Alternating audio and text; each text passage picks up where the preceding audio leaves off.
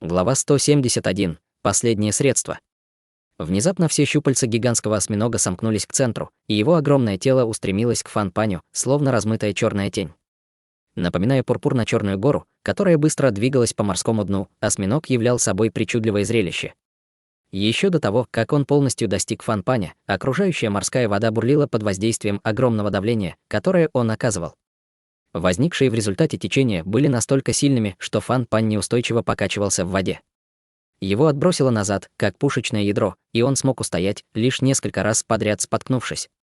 Тем временем гигантский осьминог уже появился не более чем в 300 метрах от него и злобно ударил своими 8 щупальцами по Фан Паню, оставляя в воде серию ярких следов под звуки, напоминающие раскаты грома. Фан Пань был весьма встревожен, но ему удалось сохранить самообладание. Он мгновенно разделился на 5 различных клонов во вспышке лазурного света, и каждый из клонов бежал в разном направлении. Щупальца гигантского осьминога слегка дрогнули, увидев это, и, похоже, он был застигнут врасплох этим маневром Фан Паня. Однако в следующее мгновение его щупальца продолжили обрушиваться с разрушительной силой, пробивая на морском дне несколько глубоких траншей длиной в несколько километров, когда бесчисленные осколки камней разлетелись во всех направлениях. Воспользовавшись этой краткой возможностью, 5 клонов, созданных Фан Панем, едва успели уклониться от размахивающих щупальцев, прежде чем подняться к поверхности моря, словно молния. Гигантский осьминог издал яростный рев, и в его глазах вспыхнул зеленый свет, когда он открыл пасть, чтобы выпустить 5 столбов пурпурно-черной молнии, каждый из которых был толщиной с чан с водой. 5 столбов молнии, казалось, ничем не примечательны, но они были гораздо быстрее обычной молнии и в мгновение догнали 5 Фан Паней, прежде чем поразить их с безошибочной точностью. Раздалось 5 оглушительных взрывов, когда 4 Фан Паня были уничтожены пурпурно-черной молнией. Только самый левый сумел пережить атаку, но даже его отбросило вперед от силы удара, когда он выплюнул большой полный рот крови. Однако, похоже, он не получил серьезных ранений и смог устоять, сделав сальто. Материал роба на его спине был разорван ударом молнии, обнажив темно-золотой внутренний доспех, усеянный золотыми чешуйками. На доспехе был выжжен глубокий след, и многие чешуйки на его поверхности были сломаны. Его духовная природа также была сильно повреждена, но, в конце концов, он остался цел. Тем временем Фан Пань продолжал лететь к поверхности моря полосой лазурного света, двигаясь с невероятной скоростью.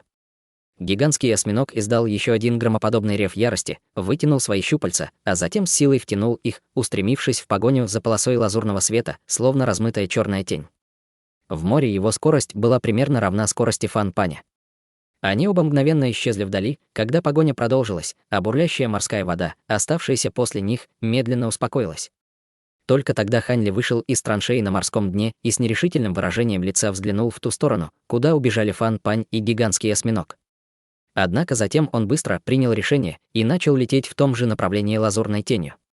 По-видимому, его план до сих пор был успешным, но он не был уверен, что морской зверь будет достаточно силен, чтобы загнать Фан Паня до смерти, поэтому он решил проследить за ними и закончить дело сам, если осьминог не сможет убить Фан Паня вместо него. Скорость Хань Ли была намного ниже, чем у Фан Паня и гигантского осьминога, и к этому моменту они оба уже вышли из зоны действия его духовного чувства, но колебания бессмертной духовной энергии, оставленные ими, давали чрезвычайно четкий след, по которому можно было следовать. Он следовал за ними почти час, а затем внезапно резко остановился. Морская вода на несколько сотен километров впереди бурлила, словно ее довели до кипения, и в этом районе бушевали бесчисленные водовороты. Даже с такого расстояния он все еще чувствовал, как его захлестывают чрезвычайно мощные течения. В центре всего этого хаоса находился гигантский шар света размером в несколько десятков километров, вокруг которого бурлили бесчисленные дуги фиолетовой молнии и черный туман. Молния и туман переплелись, образуя серию шаров пурпурно-черного света, прежде чем яростно взорваться, посылая во все стороны огромную разрушительную энергию. Даже морское дно постоянно разрывалось на части, заставляя магму вытекать в воду. Это духовный домен. Нет, это не совсем то же самое. Вместо этого это похоже на какую-то способность домена, похожую на духовный домен. В сердце Хань Ли закралось чувство затаённого страха, когда он почувствовал ужасающее духовное давление, исходящее от массивного шара света. Несмотря на то, что гигантский осьминог, которого он выманил, обладал силой поздней стадии истинного бессмертного, похоже, это был какой-то первобытный зверь, который еще не достиг высшего разума. Иначе, если бы он сразу же применил эту способность домена, то Хань Ли тоже был бы втянут в нее. Хань Ли лишь на мгновение задумался над этой мыслью, прежде чем отбросить ее, и в его глазах появился слой голубого света, когда он устремил взгляд в гигантский шар света, внутри которого он едва мог различить две фигуры, одна гораздо больше другой, которые снова и снова сталкивались. Большей из двух фигур, естественно, был гигантский осьминог. Он уменьшился с первоначального размера до менее чем 60 метров в высоту, что сделало его гораздо более проворным, чем раньше, а другой фигурой был никто иной, как Фан Пань. Скорость Фан Паня, похоже, была сильно ограничена внутри шара света, и он находился в абсолютном невыгодном положении, постоянно отлетая от щупальцев гигантского осьминога. В этот момент он выглядел крайне жалко. Его лицо было бледным, волосы растрепаны, а лазурный свет вокруг его тела значительно потускнел. Однако над его головой парил серебряный свиток, испускающий бесчисленные серебряные руны, которые образовывали вокруг него серебряный световой барьер. Под защитой светового барьера он мог избежать серьезных ранений, несмотря на то, что его постоянно отбрасывало. И снова Фан Паня отбросило одним из размахивающих щупальцев, и серебряный световой барьер беспорядочно замерцал. После такой долгой и изнурительной битвы гигантский осьминог начал терять терпение и все быстрее и быстрее размахивал своими щупальцами. В результате частота, с которой Фан Пань подвергался ударам, значительно возросла. Это была ужасная ситуация. Учитывая его нынешнюю базу культивирования, если он не сможет выбраться из этого похожего на духовный домен пространства, то его наверняка ждет гибель, как только бессмертное сокровище над его головой будет сломано. Подумав об этом, его гнев на Хань Ли только усилился. Как раз в этот момент бешено размахивающие щупальца осьминога внезапно на мгновение остановились, и он резко открыл пасть, чтобы выпустить огромный поток чернил. Фан Пань почувствовал, как на него накатывает зловоние, и у него закружилась голова.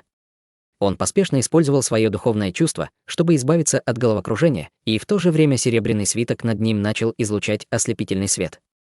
Из свитка хлынули бесчисленные серебряные руны, образовав круглый серебряный световой щит, напоминающий серебряную луну, которая защищала его сверху.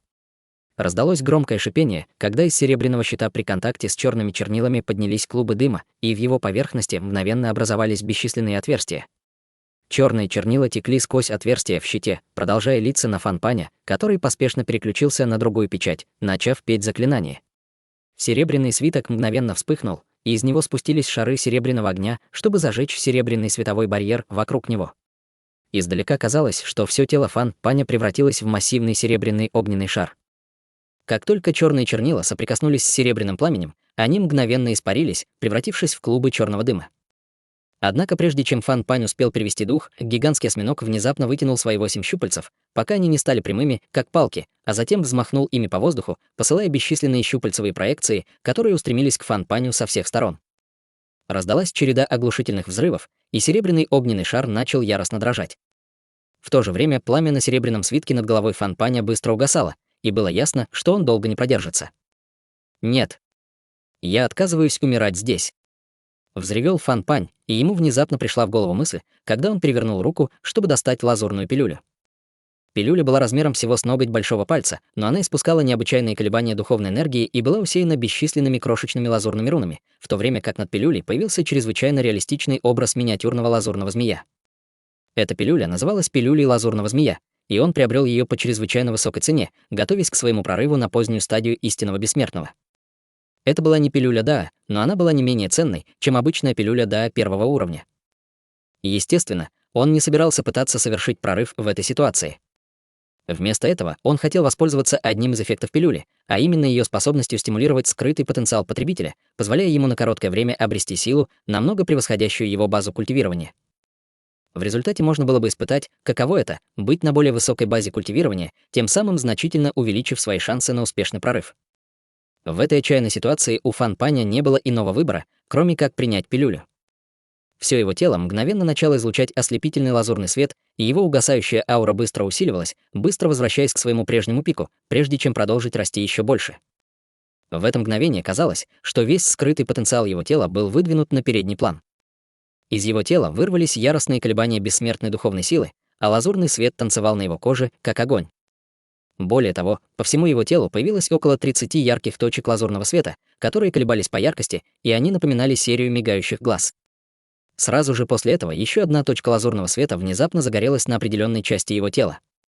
В следующее мгновение все 24 точки света одновременно засияли, словно резонируя друг с другом, заставляя его ауру еще больше усиливаться до такой степени, что она начала достигать того же уровня, что и у осьминога-монстра. Фан Пань злобно прикусил кончик собственного языка, а затем выплюнул полный рот кровяной эссенции, которая слилась с серебряным свитком над его головой. Свиток уже был на грани разрушения, но с этой инъекцией кровяной эссенции пламя, горящее на его поверхности, внезапно ожило, превратившись в огненный шар размером в несколько метров. Все серебряные руны вокруг Фан Паня также бешено взметнулись вверх, прежде чем также слиться с огненным шаром. Сразу же после этого серебряный огненный шар поднялся к небесам, а затем взорвался с оглушительным грохотом. Безграничный серебряный свет пронесся по воздуху во всех направлениях вместе с невероятно мощными ударными волнами, сдерживая все щупальцевые проекции, сформированные гигантским осьминогом. Фан Пань воспользовался этой возможностью, чтобы метнуться по воздуху размытой лазурной тенью, и его черная сабля уже снова появилась в его руке.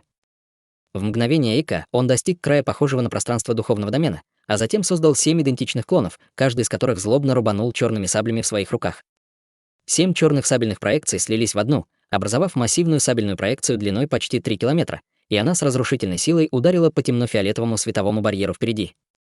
Темно-фиолетовый световой барьер беспорядочно замерцал, когда на его поверхности появилась огромная трещина, после чего весь световой барьер взорвался.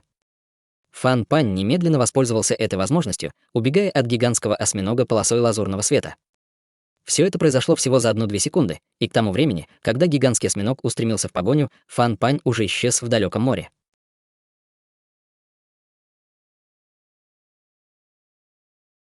Глава 172. Положить конец. Жаль.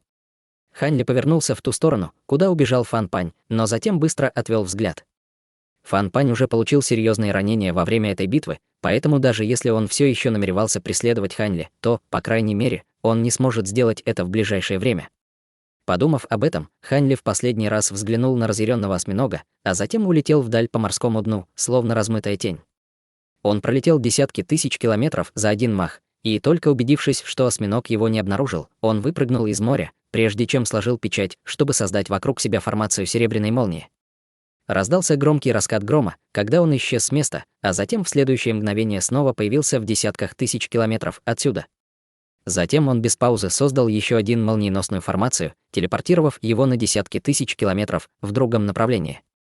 Он повторил этот процесс довольно много раз, прежде чем остановиться на небольшом пустынном острове. Там он перевернул руку, чтобы выпустить большую кучу сокровищ формаций и других предметов, прежде чем потратил около полудня на то, чтобы установить звездный массив на пустом участке острова, идентичный звездному массиву, который он установил на острове Темной Завесы.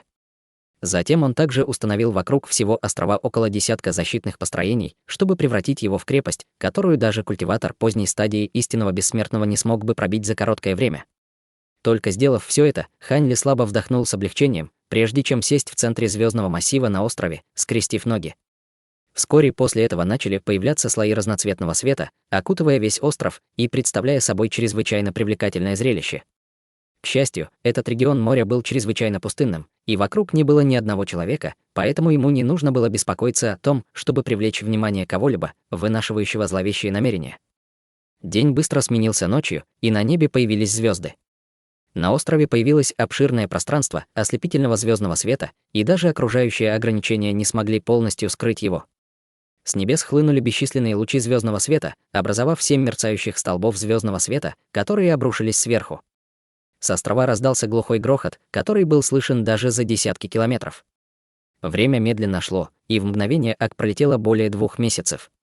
Внезапно все световые барьеры, охватывающие небольшой остров, исчезли, открыв Хань Ли, который держал в руке черную цепь толщиной с руку младенца.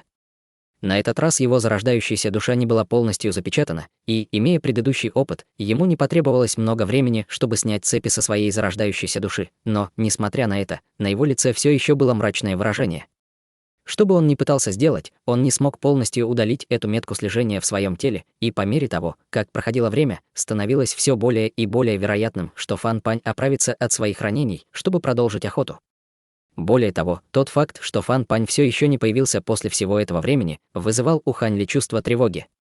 Он молча стоял в воздухе с задумчивым выражением лица, и мгновение спустя он глубоко вздохнул, похоже, приняв решение.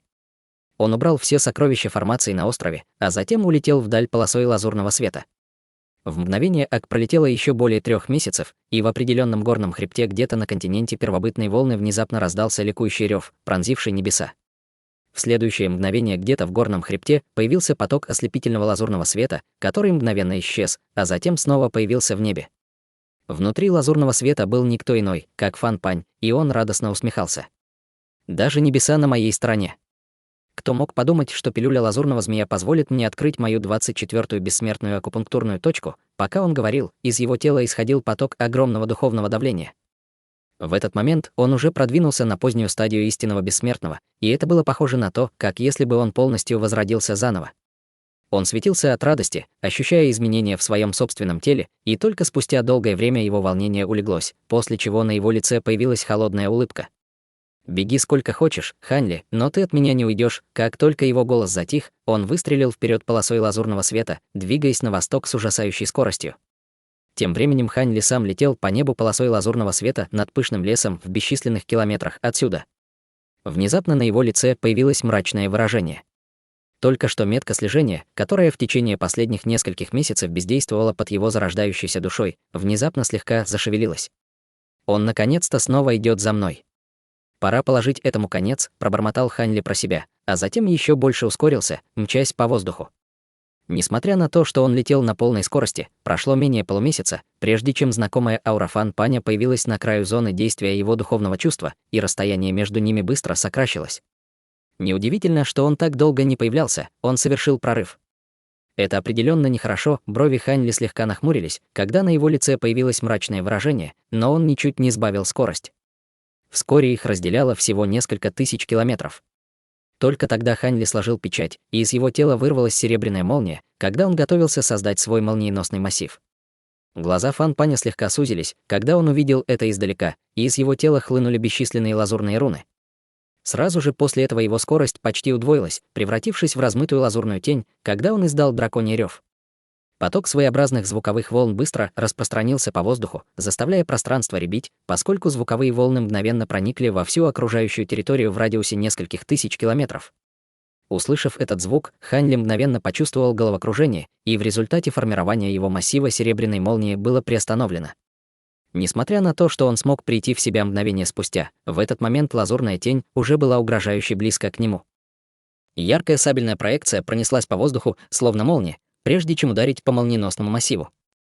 Перед лицом сабельной проекции дуги серебряной молнии были хрупкими, как тофу, и весь массив был мгновенно разрушен. Увидев это, Ханли немедленно рухнул с неба, чтобы едва уклониться от сабельной проекции, и в то же время он мгновенно принял форму гигантской горной обезьяны во вспышке золотого света. Он только что завершил свое превращение, когда лазурная тень прибыла прямо перед ним, но ее встретил гигантский золотой кулак, который нес в себе такую огромную силу, что даже близлежащее пространство яростно рябило. Однако Фан Пань смог с легкостью уклониться от золотой кулачной проекции, мгновенно отступив в сторону на несколько десятков метров, и сразу же после этого один Фан Пань превратился в 3. Один из Фан Паней рубанул саблей по руке гигантской обезьяны, и лезвие сабли вонзилось в плоть золотой обезьяны, нанеся огромную рану, которая немедленно начала сильно кровоточить. В прошлом защиты гигантской обезьяны было достаточно, чтобы отразить саблю, но теперь это было уже не так. Тем временем 2 других Фан Паня с молниеносной скоростью набросились на гигантскую обезьяну, рубя своими саблями по шее и груди гигантской обезьяны. Золотая обезьяна издала громоподобный рев, когда все ее тело увеличилось в размерах, и на ее шерсти появились бесчисленные лучи золотого света. Каждый луч золотого света на самом деле был прядью золотого обезьяньего меха, и они выстрелили во всех направлениях, пронзительно визжа в воздухе, в то время как пространство за ними яростно дрожало. Выражения лиц 3 Фан Паней слегка изменились, увидев это, и они одновременно отступили назад, создавая лазурные световые барьеры вокруг своих тел. Бесчисленные пряди золотого меха ударили по защитным барьерам, издавая звук, очень похожий на тот, который издает дождь, барабанящий по банановым листьям. Лазурные защитные барьеры беспорядочно мерцали, но оставались целыми. Однако 3 Фан Паня все же были отброшены на довольно большое расстояние силой, заключенной в прядях золотого меха. Гигантская золотая обезьяна не стала предпринимать никаких дальнейших атак, вместо этого мгновенно превратившись в птицу молнии. Раздался громоподобный раскат, когда молниеносная птица исчезла с места во вспышке серебряной молнии, а затем снова появилась в нескольких тысячах километров отсюда. «Ты не уйдешь!» Взревел Фан Пань, когда его 3 клона мгновенно слились обратно в одного, и он устремился в погоню размытой лазурной тенью. Однако серебряная птица молнии не пыталась сохранить свою силу молнии, снова и снова применяя свою технику молниеносного движения, быстро открывая расстояние в десятки тысяч километров между собой и Фан Панем. Сразу же после этого из тела молниеносной птицы вырвались бесчисленные дуги серебряной молнии, образовав массив серебряной молнии. Тем временем Фан Пань с невероятной скоростью приближался с далекого горизонта. Раздался оглушительный раскат грома, и молниеносная птица растворилась в воздухе всего за мгновение до того, как Фан Пань прибыл на место. Фан Пань остановился с мрачным выражением лица, но затем на его лице немедленно появилась холодная улыбка. Учитывая, насколько безрассудно Хань Ли использовал свою силу молнии, он очень скоро исчерпает эту силу, и как только это произойдет, его судьба будет предрешена. Подумав об этом, Фан Пань продолжил преследование Хань Ли полосой лазурного света. 3 дня спустя. В густом лесу на горе находился ветхий маленький кирпичный храм. Красная краска на его внешних стенах уже полностью облупилась, и они свисали со стен хлопьями, которые были тверже коры старых деревьев. Из 2 деревянных дверей одна уже отломилась и покоилась на другой, относительно более целой двери, оставляя щель шириной примерно в полчеловека. Сквозь щель было видно, что храм давно не посещали. Все было покрыто пылью и паутиной, а на полу из голубого камня также вырос толстый слой мха. Внутри храма находилась неузнаваемая статуя божества, но ее голова упала и откатилась в угол храма. С усталым выражением лица и спиной, прислоненной к этой голове, сидел никто иной, как Хань Ли. Как раз в этот момент он, похоже, что-то почувствовал и немедленно поднял голову, чтобы посмотреть на небо через одно из отверстий в полуразрушенной крыше храма, но не увидел ничего, кроме чистого голубого неба. Он немедленно вылетел из храма во вспышке молнии, а затем устремился вдаль. За ним последовала полоса лазурного света на расстоянии нескольких тысяч километров. Последовала скоростная погоня, и 2 полосы света в мгновение ока пронеслись над несколькими десятками горных хребтов. Хань Ли быстро сжигал свои запасы бессмертной духовной силы, разгоняясь так быстро, как только мог, но он воздерживался от использования своей техники молниеносного движения, и в результате разрыв между ним и Фан Панем постоянно сокращался. Вскоре их разделяло менее 1000 километров. Как раз в этот момент впереди появился горный хребет в форме полукруга, и Хань Ли немедленно спикировал прямо к заснеженным вершинам одной из гор. Вскоре после того, как он приземлился на эту гору, с вершины горы немедленно начали подниматься клубы густого белого тумана, быстро окутывая и другие горы в горном хребте.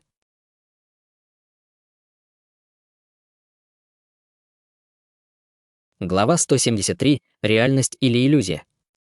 Серебряный свет запульсировал в тумане, и из него проступили прекрасные дворцы и павильоны.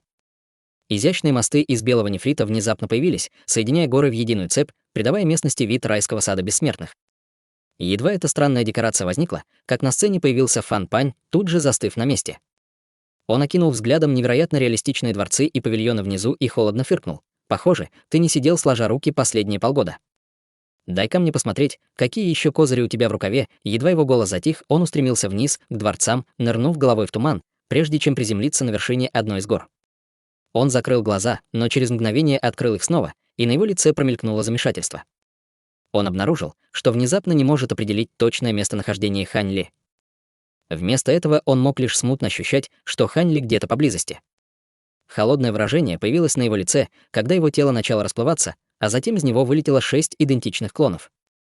7 Фан Паней разделились и устремились в 7 разных направлениях, как полосы лазурного света. 7 полос света метались туда и обратно по местности, а затем, недолго спустя, вернулись к исходной точке, не сумев найти свою цель. В этот момент один из Фан Паней внезапно что-то заметил, и он тут же присел на корточки, приложив ладонь к земле. Это формация внутри формации. Пробормотал он себе под нос, нахмурившись, отдернув ладонь и поднявшись на ноги.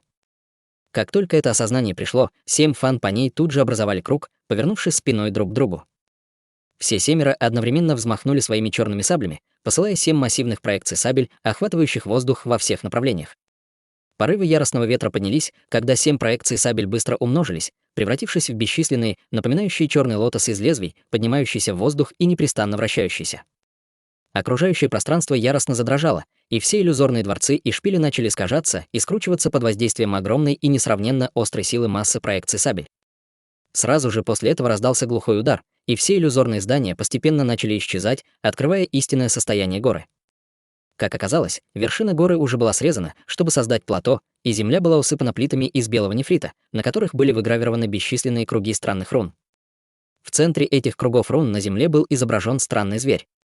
Вокруг зверя находилось около дюжины белых каменных столбов, каждый из которых был высотой более 30 метров, и на столбах было встроено множество кристаллов разных форм и цветов, представляющих собой захватывающее зрелище.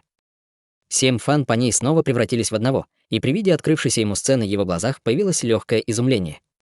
Однако затем он тут же обернулся и увидел Хань Ли в лазурной мантии, стоявшего в километре от него, держащего в одной руке круглую табличку формации, а другой рукой быстро нанося на нее печати заклинаний. Хань Ли, казалось, заметил взгляд Фан Паня, и он поднял голову, на его лице появилась слабая улыбка. В настоящее время он занимался активацией формации под названием «Иллюзорный светильник тыквы», высокоуровневой иллюзорной формации, которую он нашел через гильдию странников несколько месяцев назад, и это была одноразовая формация. На эту формацию он потратил все свои первоклассные камни духа, 2 последних оставшихся у него плода Великой Земли и даже пару духовных сокровищ довольно высокого уровня из браслета для хранения, который ему подарила Гань Цюйчжэнь. Говорили, что формация была чрезвычайно мощной, и что любой, кто попадет в нее ниже стадии Золотого Бессмертного, не сможет проснуться самостоятельно. Вместо этого они будут погружаться все глубже и глубже в формацию, пока не погибнут в ней, и даже их зарождающаяся душа не сможет спастись. Однако у формации были и существенные недостатки, первый из которых заключался в том, что ее активация занимала чрезвычайно много времени, поэтому Хань Ли установил вокруг него небесный массив 9 дворцов, чтобы выиграть время. Второй недостаток заключался в том, что использующий формацию должен был использовать себя в качестве ее ядра. В результате они также должны были подвергаться воздействию формации, поэтому формация представляла такую же угрозу для своего пользователя, как и для его цели. Однако тот, кто управлял формацией, естественно, имел много преимуществ перед тем, кто был совершенно не готов, и, если он мог проснуться раньше своего врага, то он мог управлять формацией, чтобы напрямую атаковать указанного врага. При виде слабой улыбки, появившейся на лице Хань Ли, сердце Фан Паня охватило дурное предчувствие, и он тут же бросился на Хань Ли, направив свою черную саблю прямо в сердце Хань Ли. Тем временем на лбу Хань Ли начал выступать пот, и он, наконец, смог наложить последнюю печать заклинания на табличку формации прямо перед тем, как кончик сабли Фан Паня достиг его. Внезапно окружающие каменные столбы начали спускать вспышки яркого света разных цветов, и зрение Фан Паня размылось яркими огнями. Не успев отреагировать, он споткнулся, почувствовав, будто прошел сквозь невидимый барьер, прежде чем оказался в довольно тускло освещенном зале. Он обвел взглядом толстые квадратные столбы вокруг себя и старинные жаровни, свисающие со столбов, а также ярко-зеленое пламя, горящее внутри жаровин, и в его сердце возникло чувство узнавания. В смертельно тихом зале внезапно раздался звук лизгающих друг от друга металлических цепей, а затем глубокий и чрезвычайно властный голос: «Как ты смеешь замахиваться на меня своим клинком? Ты пытаешься убить своего хозяина?» Фан Пань вздрогнул от этого голоса и рефлекторно опустил клинок в страхе и покорности. Он повернул свой взгляд вперед и увидел чернильно-черное кресло в 30 метрах от него, на котором сидел мужчина средних лет. На мужчине был белоснежный плащ, а кожа его была фиолетово-зеленой, как у зомби. «Учитель», — пробормотал Фан Пань ошеломленным голосом, а затем тут же энергично замотал головой, и в его глазах появился холодный взгляд. «Нет, ты не мой наставник. Ты всего лишь иллюзия, созданная этой формацией». Взревел он, поднимая свою саблю и снова направляя ее в сторону мужчины, похожего на зомби. Затем он прыгнул вперед по воздуху, оставляя за собой след из размытых остаточных изображений. В мгновение эка в зале появились 7 одинаковых фан-паней, и они набрасывались на зомбиподобного мужчину со всех сторон. «Как ты смеешь?» Человек, похожий на зомби, взревел, и из его тела вырвалась разрушительная аура. Он не произносил никаких заклинаний и не делал никаких ручных печатей, но все черные цепи, разбросанные по всему залу, казалось, внезапно ожили, вздымаясь в воздух во всех направлениях, как серия черных волн. Несмотря на свою невероятную скорость, все 7 клонов Фан Паня были поражены цепью, прежде чем упасть на землю с кровью, хлынувшей из их ртов. «Я научил тебя всему, что ты знаешь, и теперь ты пытаешься напасть на меня?» — спросил зомбиподобный мужчина, и на его лице появилось насмешливое выражение. Фан Пань был поражен увиденным. Аура зомбиподобного мужчины, его силы, нрав и голос — все было в точности, как у его мастера. Неужели я попал в какой-то особый телепортационный массив, а не в иллюзорный?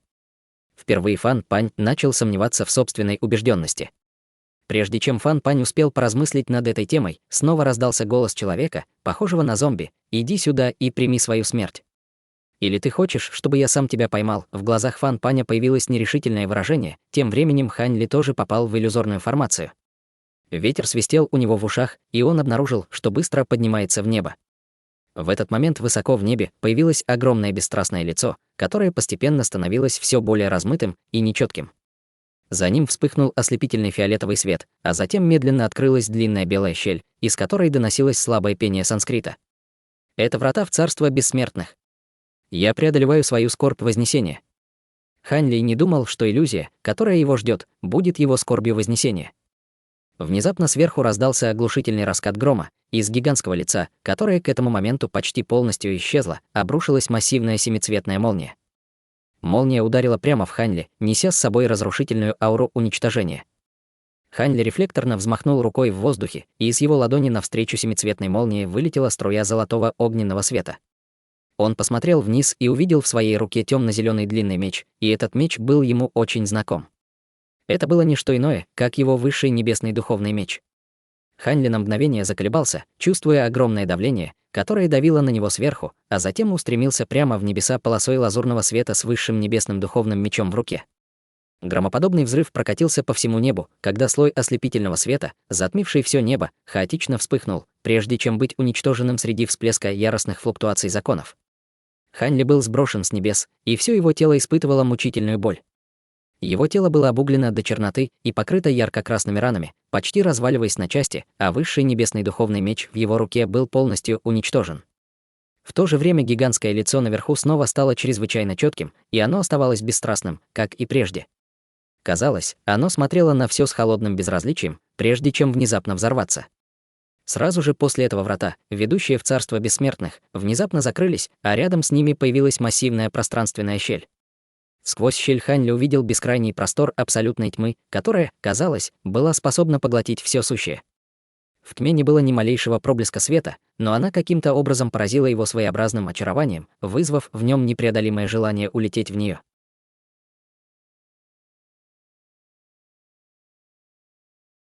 Глава 174. Учитель. В этот момент все тело Ханьли было на грани развала, и он не мог собрать ни капли энергии или магической силы. Он хотел контролировать свое тело, но обнаружил, что не может даже поднять палец, и мог только беспомощно наблюдать, как его несет к чернильно-черной пространственной щели. «Это иллюзия, это нереально», — твердил себе Ханьли снова и снова, изо всех сил стараясь вырваться из иллюзии. В этот момент в пространстве, перед массивной щелью в небе внезапно возникло возмущение, и по воздуху прокатилась рябь, видимая даже невооруженным глазом.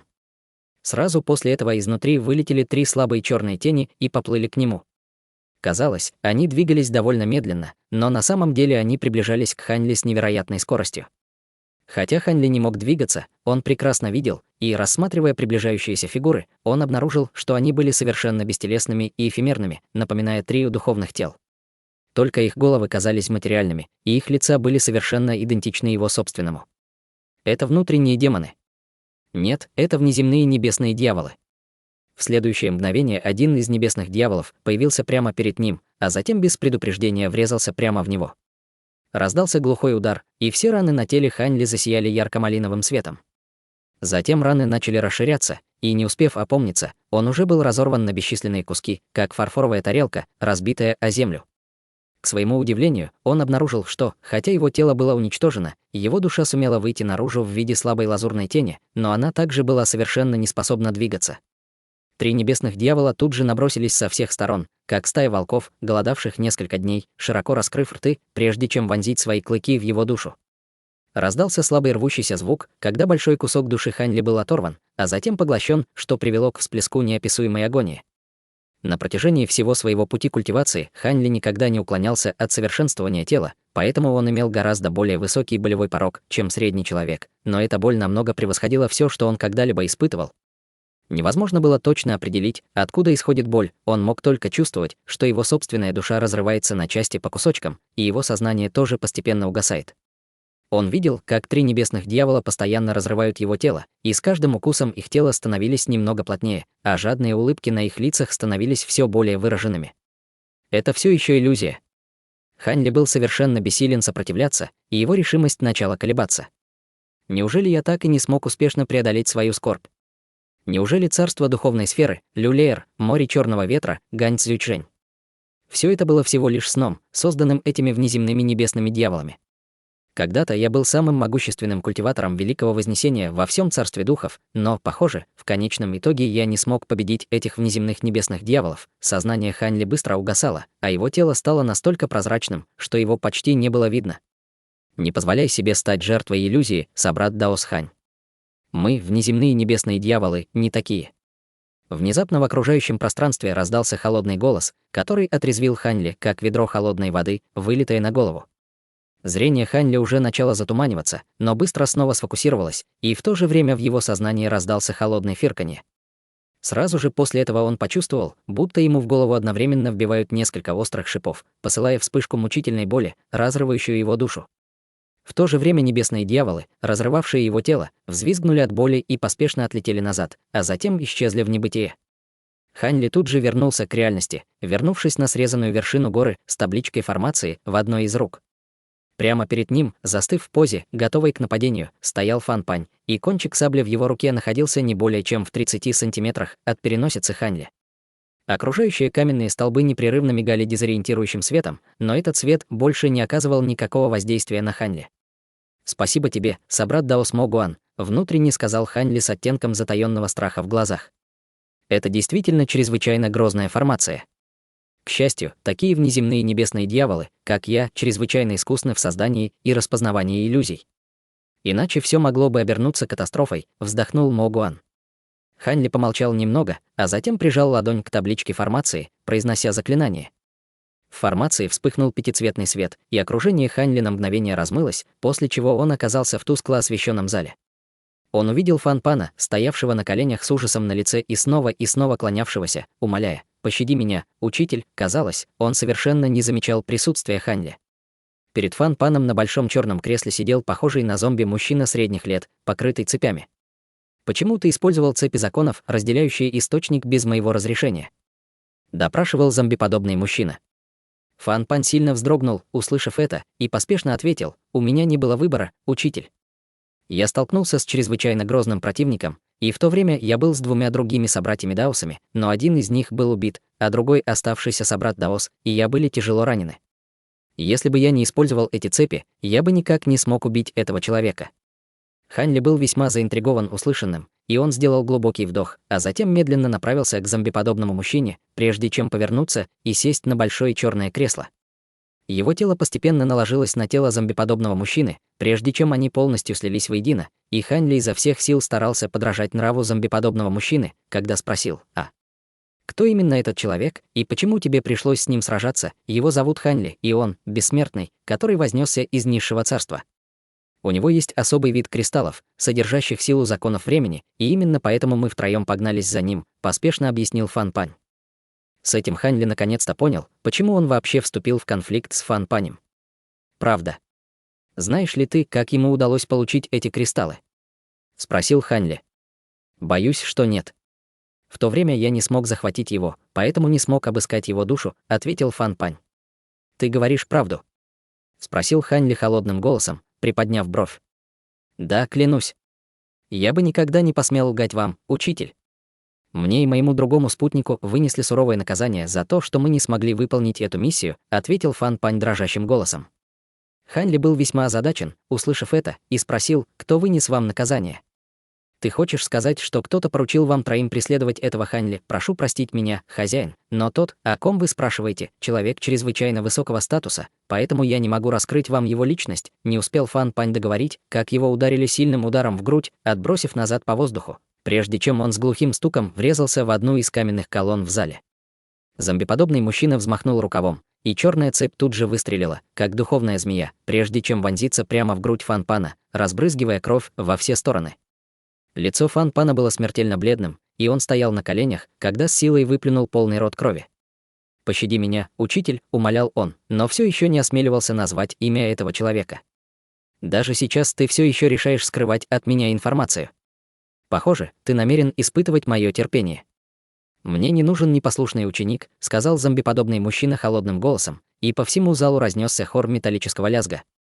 Бесчисленные черные цепи взвелись в воздух, и Фан Пань почувствовал, как со всех сторон на него надвигается огромное давление, вызывая у него величайшее чувство удушья.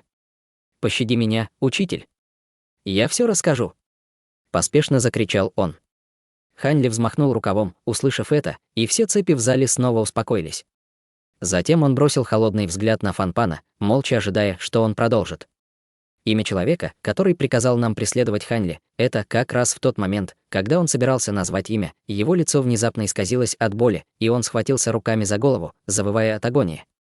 Странная духовная аура, которая явно не принадлежала Фан Паню, начала исходить из его головы, заставляя окружающую иллюзию рябить и искажаться, словно она могла распасться в любой момент. Сердце Хань Ли тут же упало при виде этого, и он мгновенно бросился вперед, чтобы вырваться из иллюзии. В реальном мире Фан Пань все еще оставался в той же позе, что и раньше, но его веки быстро трепетали, и было ясно, что он скоро придет в сознание. Хань Ли тут же принял решение, шагнув вперед, чтобы силой открыть рот Фан Паня, прежде чем вызвать свою последнюю оставшуюся жемчужину грома тяжелой воды и бросить ее внутрь. Затем он повернулся и как можно быстрее улетел вдаль. В этот момент Фан Пань наконец-то очнулся от иллюзии, но было уже слишком поздно. Как только его глаза распахнулись, из его рта вырвалась вспышка фиолетовой и лазурной молнии, а затем раздался оглушительный взрыв. Из воздуха возникло массивное черное солнце, и небо и земля яростно содрогнулись и затряслись.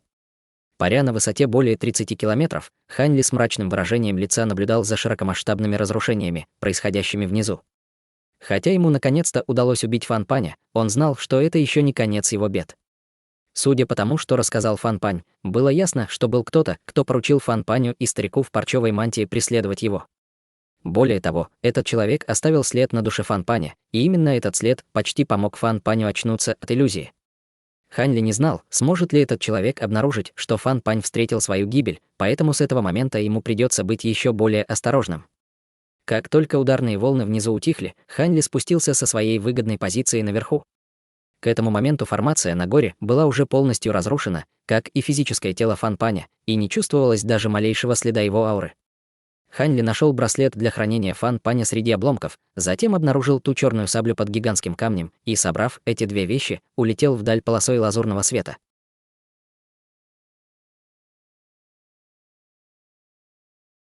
Глава 175. Молниеносный корабль. Только пролетев десятки тысяч километров, Хань Ли наконец вздохнул с облегчением. Судя по информации, полученной от Фан Паня, он все еще был в опасности, но, по крайней мере, самая непосредственная угроза была устранена. Он выпустил свое духовное чувство, чтобы вкратце осмотреть окрестности, а затем полетел в определенном направлении. Немного погодя, он прибыл к большому городу. Он снова изменил свою внешность, превратившись в молодого ученого лет 30. В то же время он полностью скрыл свой уровень культивирования и небрежно обмахивался веером из персикового дерева, пробираясь в город вместе с толпой. Этот город назывался Лунного взгляда и уже принадлежал к восточному региону континента Первобытной волны. Спасаясь от Фан Паня, он большую часть времени двигался на восток, поэтому его путешествие фактически не сильно задержалось.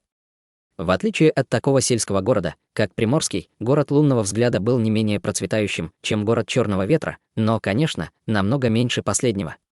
Еще одно отличие этого города от Приморского заключалось в том, что подавляющее большинство людей здесь были смертными, а культиваторы встречались гораздо реже.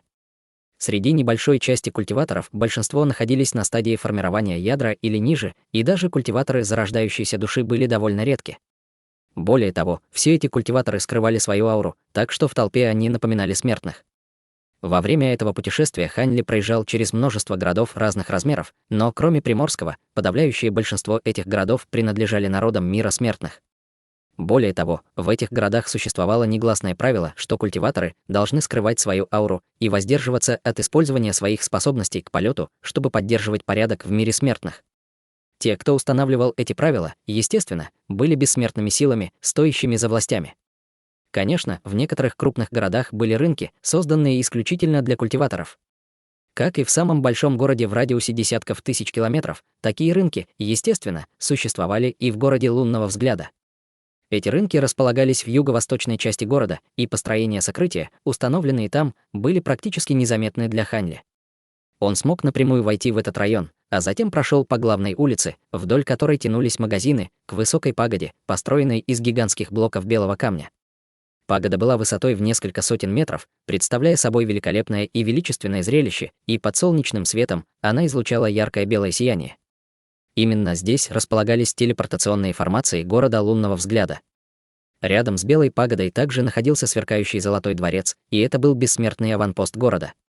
Хань Ли направился прямо в пагоду, и первое, что он увидел на первом этаже, это 5 телепортационных формаций, каждый из которых был отделен от другого не более чем на 300 метров.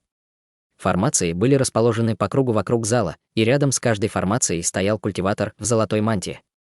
Золотые драконы, вышитые на их мантиях, ясно указывали на то, что все они служили Дворцу Бессмертных. Кроме того, рядом с каждым телепортационным массивом стояло несколько культиваторов, по-видимому, чего-то ожидавших. Хань Ли лишь мельком огляделся, прежде чем направиться прямо к телепортационной формации в центре зала. Прежде чем Хань Ли успел что-либо сказать, культиватор в золотой мантии рядом с формацией улыбнулся и сказал: «Пожалуйста, идите и купите там телепортационный талисман. Как только у нас наберется достаточно людей, телепортация начнется». Хань Ли повернулся в том направлении, куда указывал культиватор в золотой мантии, и увидел длинный каменный стол, за которым сидел пожилой человек в золотой мантии, а перед столом выстроилась очередь из нескольких человек. Человек, стоявший в самом начале очереди, как раз получал золотой жетон в обмен на небольшой мешочек с камнями духа. Увидев это, Хань Ли на мгновение замер, а затем тут же развернулся и вышел из телепортационного зала. Он прошел в уединенный маленький переулок неподалеку, и к тому времени, как он снова появился, он уже превратился в мужчину средних лет с желтоватым цветом лица. Появившись, он вошел в бессмертный аванпост, а затем прибыл в комнату, где были разложены жетоны бессмертных. «Назовите свое имя и место происхождения», — сказал пожилой лысый мужчина. «Меня зовут Ли Юфей, и я из горного хребта драгоценного нефрита», — спокойно ответил Хань Ли. Ранее он отправился из приморского города под именем Люши, и существовала вероятность, что кто-то сможет выследить его из приморского города в город лунного взгляда, если он снова воспользуется тем же именем. Поэтому в качестве меры предосторожности лучше было сменить имя. Вскоре после этого Хань Ли вернулся к Белой пагоде, и вскоре наступила его очередь покупать телепортационный талисман. Пожилой человек в золотой мантии взглянул на новый жетон бессмертного Хань Ли, а затем спросил: «Куда вы хотите отправиться?» «В город Красного озера», — ответил Хань Ли. Город раскатов грома располагался на самом восточном побережье континента Первобытной волны, и если идти дальше на восток от города, то можно было попасть в обширное и знаменитое море гроз. Это был огромный город, и благодаря своему расположению он был естественным местом сбора всех высокоуровневых культиваторов, которые хотели пересечь море гроз, чтобы добраться до других континентов.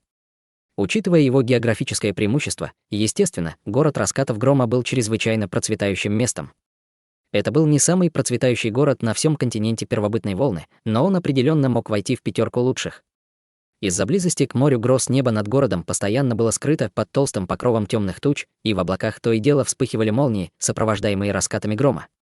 В городе через каждые несколько километров было посажено огромное дерево, и каждое дерево было высотой более 3 километров. Все эти деревья были темно-фиолетового цвета, а их стволы и листья были усеяны узорами в форме молний. Все эти гигантские деревья имели чрезвычайно пышные кроны, напоминавшие массивные фиолетовые зонтики, и вместе они могли охватить все небо над городом. Эти деревья назывались деревьями стремительного грома, и они обладали способностью поглощать и накапливать силу молнии, будучи при этом невосприимчивыми к ударам молнии. В море гроз круглый год происходили страшные грозы, и город раскатов грома часто страдал из-за своей близости к морю. Если бы не эти деревья стремительного грома, город раскатов грома, скорее всего, был бы уже давно разрушен. Более того, эти деревья также могли преобразовывать накопленную в них силу молнии в свет, и в результате город был постоянно ярко освещен независимо от того, день сейчас или ночь. В центре города находилась гигантская фиолетовая пагода, и на первом этаже пагоды непрерывно вспыхивали около десятка телепортационных формаций, когда группы людей телепортировались из города или прибывали из других городов. Этот первый этаж был чрезвычайно массивным, площадью в несколько тысяч квадратных метров, но даже при этом он был довольно многолюдным. Именно в этот момент на одном из телепортационных массивов в вспышке света появилось около десятка фигур, и одной из них был никто иной, как желтокожий мужчина средних лет, под которого замаскировался Хань Ли. Он последовал за толпой из телепортационного зала и не смог удержаться от вздоха облегчения, увидев широкую улицу перед собой. После нескольких месяцев путешествия он наконец добрался до побережья, и как только он пересечет море гроз, он сможет добраться до континента Древнего Облака, родины до Пылающего Дракона.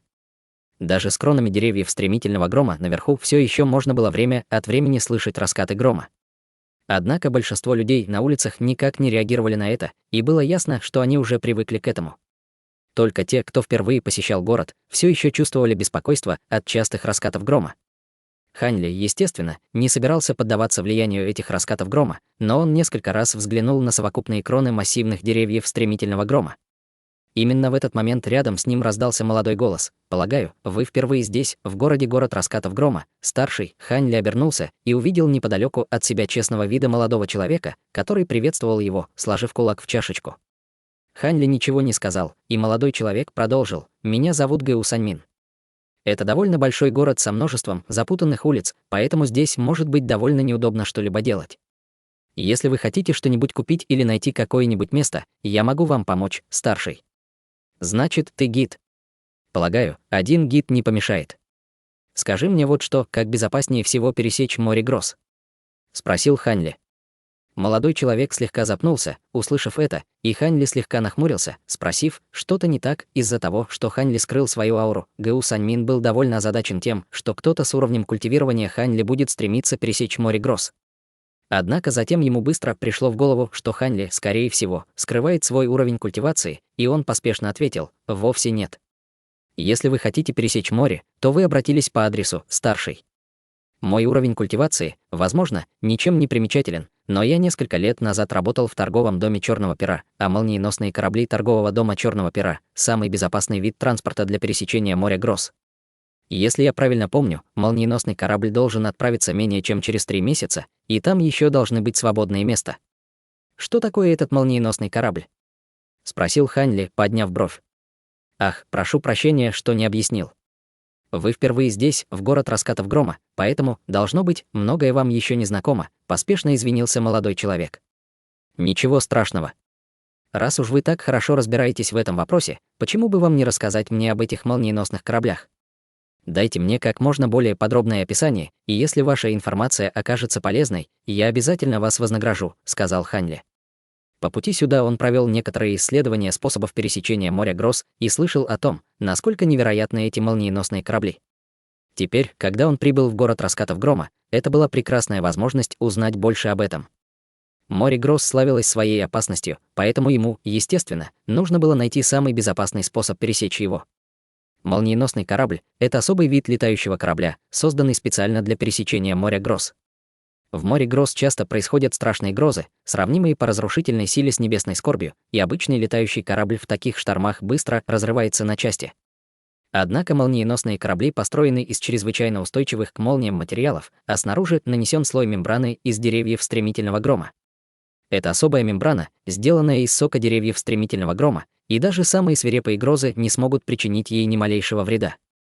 Следовательно, молниеносный корабль может пересечь море Гросс с очень высокой степенью безопасности, ясно. «Сколько камней духа требуется для места на одном из этих кораблей?» — спросил Ханли. На лице молодого человека появилось слегка нерешительное выражение, и он осторожно оценил реакцию Ханли, прежде чем ответить, учитывая, что это самый безопасный вид транспорта через море Гросс, стоимость проезда, естественно, довольно высока — 500 первоклассных камней духа с человека. «Я хочу взглянуть на корабль», — бесстрастно сказал Ханли. Услышав это, сердце молодого человека заколотилось в груди, и он поспешно ответил: «Пожалуйста, следуйте за мной, старший». Хотя он не мог понять многое из реакции Ханли, и если Ханли займет место на корабле, то он получит щедрое вознаграждение от торгового дома за роль, которую он сыграл в том, чтобы привести Ханли.